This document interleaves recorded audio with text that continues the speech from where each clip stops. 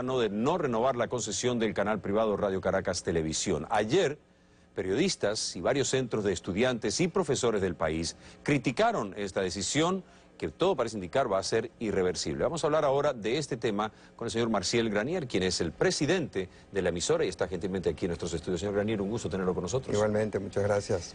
Bueno, la concesión expira el 27 de mayo. No, eso es falso. ¿Por qué?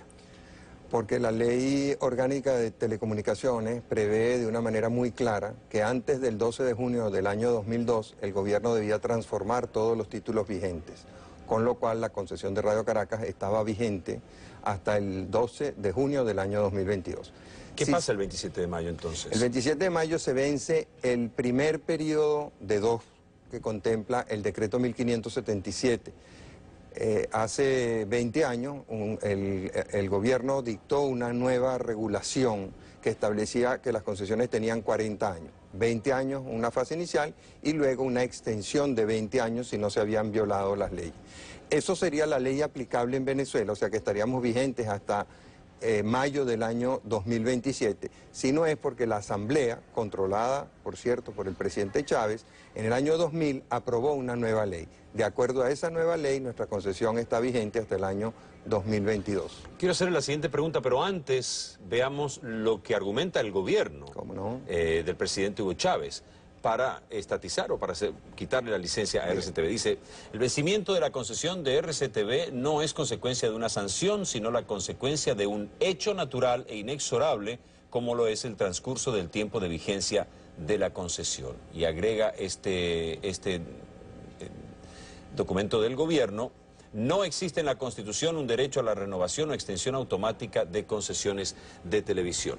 En base a esto, y ya que las mismas se otorgan por tiempo limitado, dice el gobierno, en base a esto, ¿ustedes consideran que es una decisión jurídica o es una decisión política? Una decisión netamente política, el presidente lo ha hecho saber. Los textos que usted acaba de leer no vienen del presidente de la República, sino de un nuevo ministerio que él creó después de anunciar el cierre de Radio Caracas Televisión. Forma parte del gobierno.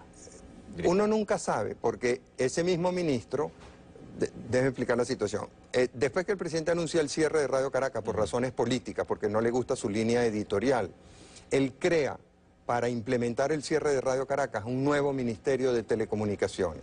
Y ese ministro dice las cosas que usted acaba de leer.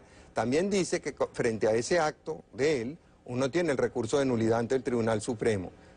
2 días después el presidente dice que ningún poder público, ningún tribunal puede modificar su decisión. Entonces vemos que el mismo gobierno se contradice todo el tiempo. Pero es un caso político. ¿Hay alguna opción legal para ustedes hoy recurrir al Tribunal Supremo, por ejemplo? ¿No? En este momento... El presidente está muy confiado que el Tribunal Supremo va a respetar la decisión adoptada en el gobierno. Bueno, los tribunales no están para avalar las decisiones del Poder Ejecutivo, sino para revisarlas y ver si se conforman a derecho y darles validez si están conforme a derecho, o si no, darle la razón a los particulares, que siempre tenemos el derecho de defendernos y de apelar y de presentar nuestros casos. ¿Van a apelar ustedes? Hemos apelado. En uno de los casos, en los primeros 3 meses, cuando el presidente no presentó ningún escrito, nosotros acudimos en virtud de las amenazas que él nos estaba formulando y presentamos un amparo constitucional. Ese amparo tiene más de 3 meses en la Corte, que todavía ni siquiera ha empezado a tomarlo en cuenta. Una vez que el ministro produjo el escrito, nosotros, tal como lo preveía el ministro, ejercimos el recurso de nulidad contra el acto del ministro. Tampoco ha sido considerado.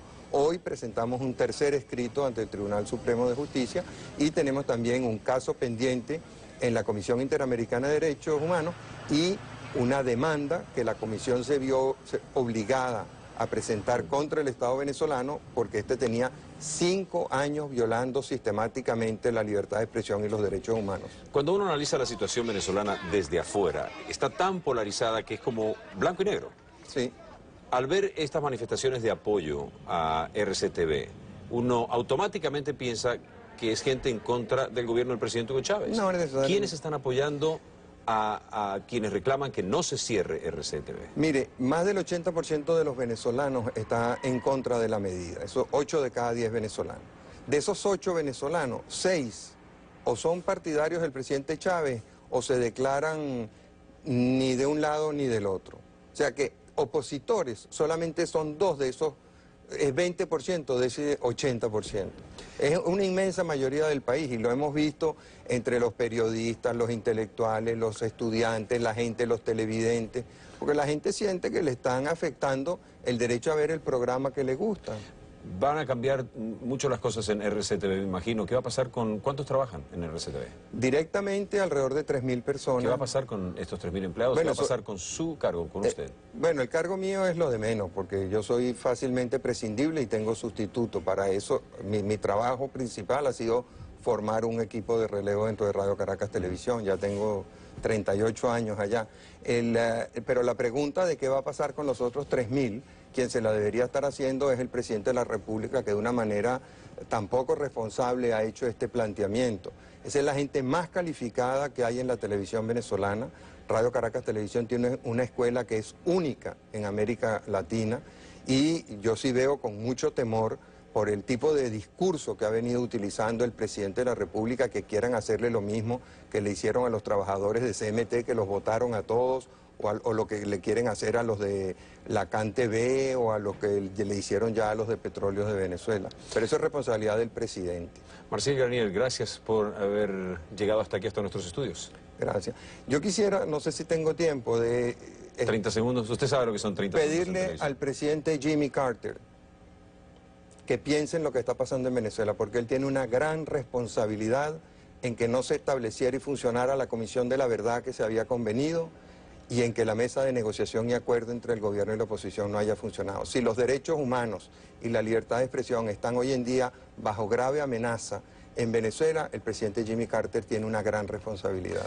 Marcial Granier, presidente de RCTV hasta el 27 de este mes, o tal vez más allá. No sé, o antes, quién sabe.